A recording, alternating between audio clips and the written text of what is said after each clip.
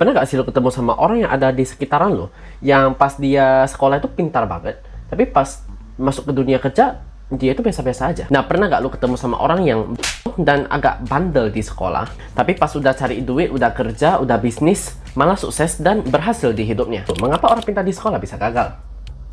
Ada beberapa alasan utama untuk menjelaskan fenomena ini. Yang pertama itu adalah sistem pendidikan kita hanya fokus pada hafalan dan nilai. Ketika kita cuma diajarkan untuk menghafal dan mendapatkan nilai bagus, kita jadi terbiasa menerima informasi tanpa mempertanyakan, tanpa berpikir kritis. Ini membentuk kita mirip kayak robot yang hanya mengikuti instruksi saja. Yang kedua, kebiasaan bergantung pada petunjuk.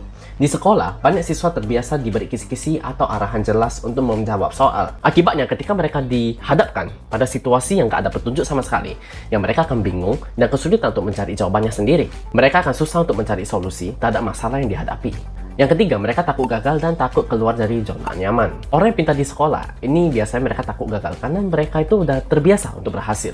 Mereka menganggap diri mereka pintar. Jadi ketika mereka mau ambil tantangan baru, mereka tidak berani. Karena mereka takut ketika mereka salah, ketika mereka gagal akan dianggap bodoh. Padahal sebenarnya di dunia nyata, di dunia kerja, di dunia bisnis, itu gagal itu adalah hal yang biasa. Karena ketika kita gagal, kita akan dapat pengalaman berharga untuk kedepannya agar kita tidak jatuh di lubang yang sama lagi. Justru karena kita udah berani loncat, dan kalau kita gagal pun, ya kegagalan itu yang membuat kita justru lebih maju dan lebih tumbuh ke depannya. Menurut gua gagal itu adalah hal yang biasa, karena justru itu yang membantu kita untuk tumbuh dan belajar.